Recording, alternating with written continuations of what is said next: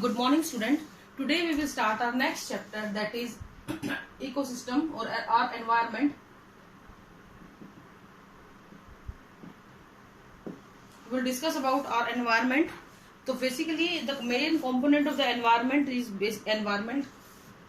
ecosystem. And if we are talking about the ecosystem, it means it is a self-regulated, self-sustaining structure and functional unit of nature. ठीक है, self regulating है, अपने आप को regulate कर सकता है, सेल्फ सस्टेन्ड है, इसको किसी और की जरूरत नहीं है, और जो है अपना फंक्शन जो है फंक्शनल यूनिट है नेचर की. And functional unit of nature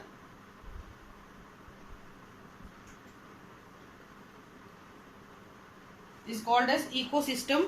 इसके अंदर बहुत सारी कम्युनिटीज एक साथ रहती हैं. इसके अलावा फिजिकल एनवायरनमेंट भी यहाँ पे इंटरेक्ट करता है. तो बेसिकली अगर मैं एक चीज बोलूं कि ये एक एरिया है जहां पे बहुत सारे लिविंग ऑर्गेनिज्म भी हैं और बहुत सारे बायोटिक फैक्टर भी हैं, और वो बायोटिक फैक्टर इनविजिबल है तो हम आपको यहाँ दिखा तो सकते नहीं है. तो ये जितने भी विजिबल फैक्टर होते हैं और एबायोटिक फैक्टर होते हैं, तो basically biotic factor plus abiotic factor जो होते हैं वो जो आपस में इंटरेक्ट करते हैं, then together they will form the ecosystem. ठीक है, तो वो आपस में मिलकर इकोसिस्टम को फॉर्म करने का काम करते हैं. This term was given by Tansley in 1935.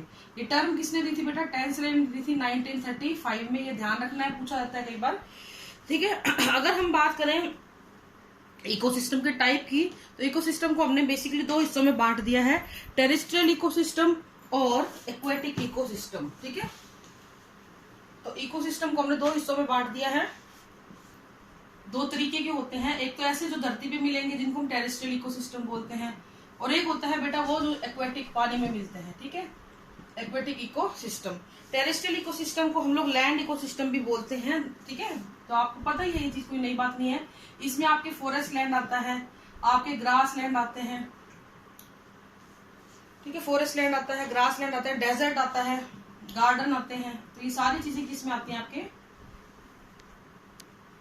इसके अलावा जो आपका एग्रीकल्चर सिस्टम है वो एक मैन मेड सिस्टम भी बोला जाता है उसको.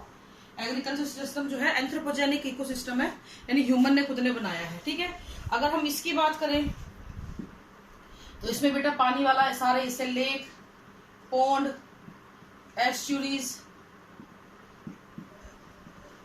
एस्चुरीज और इसके अलावा फ्रेश वाटर सिस्टम जितने भी हैं, रिवर है, लेक है. ठीक है, इसके अलावा स्ट्रीम्स हैं, धाराएं जिसको आप बोलते हो. और इसके अलावा एक मैन मेड में आता है आपका एक्वेरियम, क्योंकि वो भी एक पर्टिकुलर इकोसिस्टम ही है. आप एक चीज ध्यान देना कि अगर धरती पे किसी भी जगह पे एक पत्थर भी गिरा हुआ है ना, और वो पत्थर बहुत टाइम से वहां है, तो उसके नीचे उस पत्थर को जब आप हटाओगे तो उसके नीचे भी आपको कोई ना कोई इकोसिस्टम मिलेगा. एक लकड़ी का टुकड़ा कटा हुआ अगर पड़ा है ना लंबे टाइम तक, उसको भी आप हटाओगे तो कोई ना कोई इकोसिस्टम वहां पे आपको देखने को मिल जाता है. तो इस तरीके से जो है हमारे बहुत सारे इकोसिस्टम जो है आसपास प्रेजेंट हैं. एक आता है बेटा नेचुरल इकोसिस्टम और एंथ्रोपोजेनिक. एक टाइप ये भी बताया हुआ हमने, नेचुरल इकोसिस्टम और एंथ्रोपोजेनिक इकोसिस्टम. तो नेचुरल इकोसिस्टम में कौन से आते हैं? जो नेचर ने हमें दिए हैं, जो नेचर के अंदर ऑलरेडी प्रेजेंट है. और एंथ्रोपोजेनिक, ये एंथ्रोपोजेनिक वर्ड का ही मतलब ये होता है ह्यूमन मेड, मैन मेड. ठीक है, इसमें आपने एग्रीकल्चर और एक्वेरियम दोनों इसके अंदर आते हैं. आपका जो गार्डन है, आपका जो एग्रीकल्चर है, आपका जो स्पेस में जो आप इकोसिस्टम डेवलप करते हो, स्पेस में जब आप जाते हो, हम तो खैर क्या जाते हैं बेटा, जो भी स्पेस में जाते हैं एस्ट्रोनॉट वगैरह, वो वहां पे एक इकोसिस्टम डेवलप करते हैं प्लांट्स के लिए. वो भी आर्टिफिशियल है. एग्रीकल्चर सिस्टम, गार्डन का सिस्टम, एग्रीकल्चर का सिस्टम, एक्वेरियम का सिस्टम, और स्पेस क्राफ्ट में जो ऑर्गेनिज्म डेवलप कराए थे उनका इकोसिस्टम सब मैन मेड होता है. उसके अलावा जो भी धरती पे आपने नहीं बनाया और अपने आप बनता चला गया, वो आपके क्या कहलाते हैं बेटा? नेचुरल इकोसिस्टम कहते हैं. नेचुरल इकोसिस्टम को किसी सपोर्ट की आवश्यकता नहीं होती, वो सेल्फ सस्टेन्ड होते हैं. जबकि ये एक्वेटिक और ये जो एंथ्रोपोजेनिक जो इकोसिस्टम है, उनको सेल्फ सस्टेन की जरूरत नहीं होते हैं, वो उनको हमें सपोर्ट करना पड़ता है. अगर हम लार्जेस्ट इकोसिस्टम की बात करें, man made, largest man made ecosystem, एक नंबर में क्वेश्चन आ जाता है, which is the largest man made ecosystem is agriculture. आपने देखा होगा ना, खेती बाड़ी तो पता नहीं कितने एकड़ में खेती बाड़ी कर देते हैं, तो एक लार्जेस्ट इकोसिस्टम की बात करते हैं. अगर हम बात करें साइज के हिसाब से इकोसिस्टम की, ये तो हुए टाइप, धरती पे मिल रहे हैं, पानी में मिल रहे हैं, आदमी ने बनाया, नेचर ने बनाया, उसके हिसाब से. अगर हम साइज के हिसाब से बात करें तो on the basis of size ecosystem हमारे पास कई तरीके का हो सकता है, जैसे कि छोटा, स्मॉल, जैसे कि पौंड का कोई किनारा है, पौंड की बात नहीं कर रही मैं, पौंड तो बड़ा होता है, पौंड जैसे ये है तो इसके आसपास ये वाला जो हिस्सा होता है ना, इस हिस्से के ऊपर जो है पौंड का जो एजेस होते हैं उनके ऊपर है। ड्रॉप ऑफ पौंड वाटर, पानी की एक बूंद के अंदर भी आपको इकोसिस्टम कोई ना कोई मिल सकता है। ये किसके एग्जांपल होते हैं? माइक्रो इकोसिस्टम इसको हम बोल देते हैं। दीज आर माइक्रो इकोसिस्टम, बहुत ही छोटे।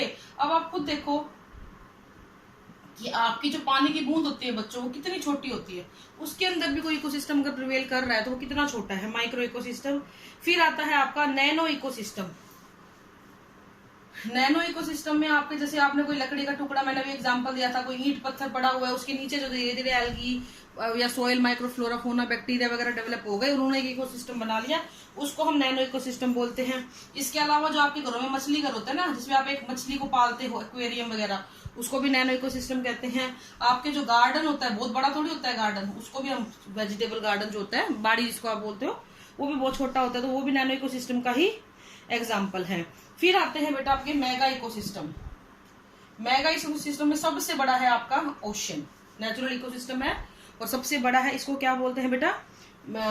ओशंस बोलते हैं। फिर आता है आपका मीजो इकोसिस्टम, इसमें आते हैं आपके फॉरेस्ट। और फिर आता है आपका ग्लोबल इकोसिस्टम, इसमें आपकी पूरी धरतियां होती है। तो इस तरीके से हमने डिफरेंट डिफरेंट पार्ट में on the basis of size, आप देख ही रहे होंगे कहाँ पानी की बूंद और कहाँ समुद्र, फर्क आ ही गया। तो इस तरीके से छोटे से छोटा लेके बड़े से बड़े तक का इकोसिस्टम जो है हमने स्टडी करना है। इकोसिस्टम की एक चीज हमेशा ध्यान रखना, ये एक ओपन सिस्टम होता है, इसके अंदर चीजों का आदान प्रदान हमेशा चलता रहता है। इनपुट और आउटपुट और रिसाइकलिंग, ये तीन इसके मेन फैक्टर होते हैं। ठीक है, यहाँ पे ऐसा नहीं है कि कोई चीज, फॉर एग्जाम्पल ये एक इकोसिस्टम है तो यहाँ पे इनपुट भी होगा, साइकिलिंग भी होगी, ठीक है, और उसके बाद आउटपुट भी होगा। तो इस तरीके से इकोसिस्टम जो है प्रिवेल करते हैं अपने आप को। ऐसा नहीं है कि फिक्स हो गए हैं, चीजें सर्कुलेशन में रहेंगी तो ही काम कर पाएंगी। दूसरी चीज, हर एक इकोसिस्टम की एक प्रोडक्टिविटी लेवल होती है और बहुत सारे कंपोनेंट होते हैं। हर एक इकोसिस्टम में प्रोडक्टिविटी होती है, अगर प्रोडक्टिविटी नहीं होगी तो बाकी ऑर्गेनिज्म सस्टेन कैसे करेंगे? तो प्रोडक्टिविटी होना जरूरी है। दूसरा, साइक्लिंग ऑफ न्यूट्रिएंट होना जरूरी है। न्यूट्रिएंट की साइक्लिंग यानी न्यूट्रिएंट का जो घुमाव है, एक स्टेप से दूसरे स्टेप में आगे से आगे चलते चले जाना जो है, वो भी बहुत जरूरी होता है। ये भी एक मेन पैटर्न होता है। उसके अलावा जो सबसे इंपॉर्टेंट चीज है, ट्रांसफर ऑफ एनर्जी, इसके ऊपर तो सारा दारोमदार है कि एनर्जी ट्रांसफर का पैटर्न भी यहाँ पे होना चाहिए, एनर्जी भी इजीली यहाँ पे ट्रांसफर हो जानी चाहिए। तो इस चीज को हम लोग क्या बोल देते हैं बेटा? प्रोडक्टिविटी, साइक्लिंग और एनर्जी ट्रांसफर। ये सारी चीजें क्या कहलाती हैं? आपकी आपका इकोसिस्टम बनाती हैं। अब जो है ये तो हुए इनपुट, और आउटपुट में आपका आता है जो भी वेस्ट प्रोड्यूस हो रहा है उसको आउट कर दिया जाए, क्योंकि वेस्ट अगर एक्यूमुलेट होगा ना, it will harm your ecosystem. तो जरूरी होता है कि आप कोई भी चीज ले रहे हो तो उसका वेस्ट जो बना है उसको भी बाहर आप टाइम टू टाइम रिमूव करते रहो, निकालते रहो। ठीक है, अब हम बात करते हैं कि एनर्जी का क्या है। एनर्जी जो होती है वो बहुत सारे स्टेप पे लॉस होती है, तो इसलिए ये जरूरी होता है कि हम एनर्जी को जल्दी जल्दी रिप्लेनिश भी करते रहें।